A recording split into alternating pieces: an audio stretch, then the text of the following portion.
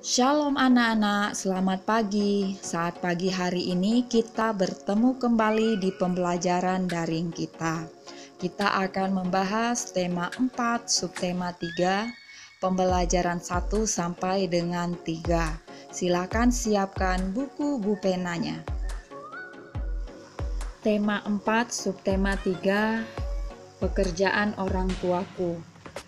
Kita masuk ke pembelajaran 1, muatan bahasa Indonesia KD 3.5 dan 4.5.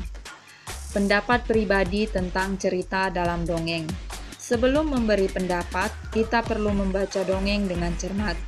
Beberapa hal yang perlu diperhatikan: 1 tokoh, 2 alur, 3 pesan moral.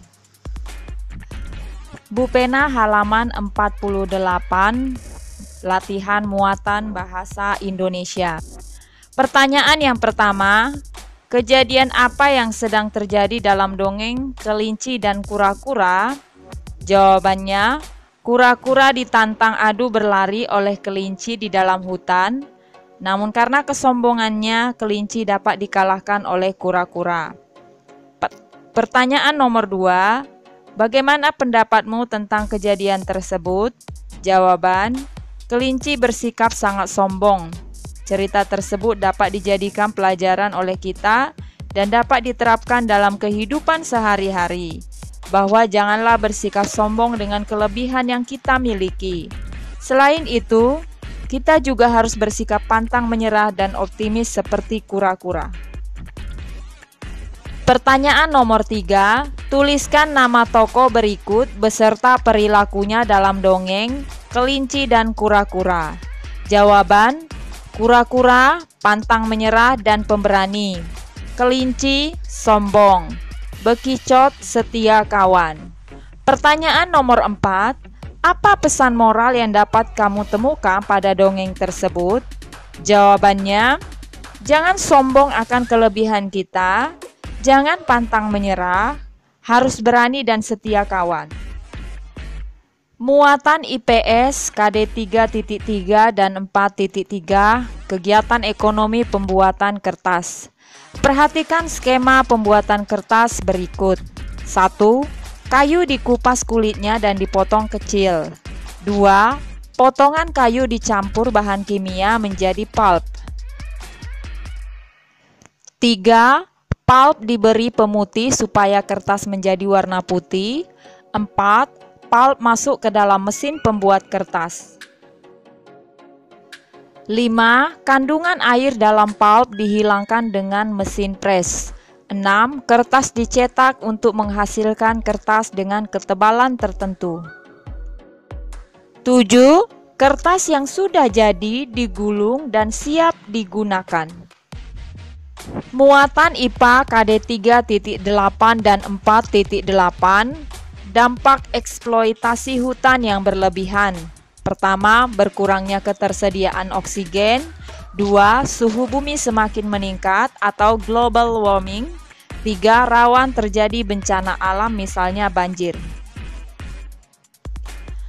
Pembelajaran 2, muatan PPKN KD 3.1 dan 4.1 dengan judul Hubungan Simbol dengan Makna Sila Ketiga Pancasila. Bunyi dari sila ketiga Pancasila adalah Persatuan Indonesia. Simbolnya pohon beringin. Pohon rindang bermakna Indonesia adalah pemersatu bangsa. Sementara akar gantung bermakna Indonesia terdiri atas berbagai macam ras, etnis, suku, dan budaya. Bu Pena halaman 52, latihan muatan PPKN. Pertanyaan yang pertama, mengapa sila ketiga pada Pancasila dilambangkan dengan pohon beringin? Jelaskan. Jawabannya, karena sila ketiga berbunyi Persatuan Indonesia, yang artinya Indonesia terdiri atas berbagai macam suku bangsa dan budaya yang dinaungi oleh satu negara, yaitu Indonesia. Hal tersebut dapat digambarkan oleh pohon beringin yang rindang dan akar-akar beringin yang menggantung. Pohon rindang menandakan Indonesia adalah pemersatu bangsa, sedangkan akar-akar beringin melambangkan berbagai macam suku dan budaya bangsa. Pertanyaan nomor 2, tuliskan makna sila ketiga Pancasila bagi rakyat Indonesia. Jawabannya, sila ketiga adalah pedoman bagi rakyat Indonesia untuk saling hidup rukun antar ras, suku, dan budaya agar tercipta kehidupan yang damai dan sejahtera. Pertanyaan nomor 3, tuliskan 3 kegiatan sehari-hari yang mencerminkan pengamalan sila ketiga Pancasila. Jawabannya di sini membuat lebih dari 3 ya. 1. Menggunakan produk asli Indonesia. 2. Tidak membeda-bedakan teman yang berbeda suku. 3. Menghargai kebiasaan budaya teman lain. 4. Mengikuti upacara dan perlombaan 17 Agustus. 5. Bergotong royong saat kerja bakti. Muatan SBDP KD 3.1 dan 4.1 dengan judul menggambar objek benda. Perhatikan cara menggambar berikut. 1. Sketsa pemandangan pantai terlebih dulu. 2. Mulailah menambahkan gambar perahu nelayan. 3. Tambahkan sketsa tiang dan layar perahu nelayan. 4. Tambahkan gambar lain misalnya pohon kelapa dan hewan laut.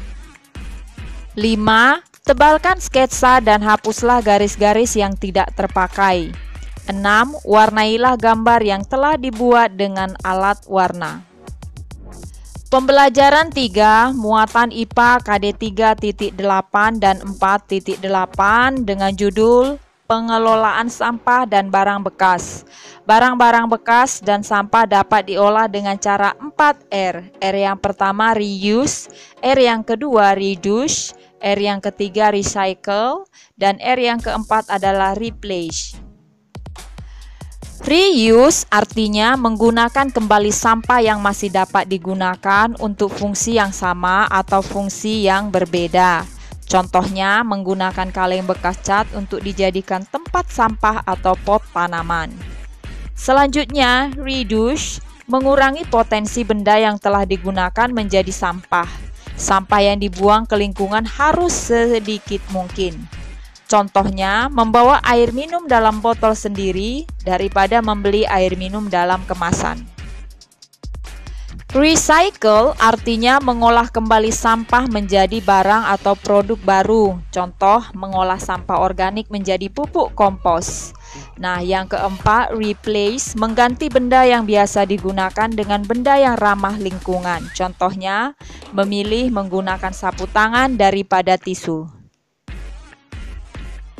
Muatan Bahasa Indonesia KD 3.5 dan 4.5 dengan judul menilai komentar terhadap kejadian suatu dongeng. Kita dapat berkomentar setelah mengetahui suatu kejadian dalam cerita. Kita juga bisa mengemukakan komentar teman apakah sesuai dengan cerita.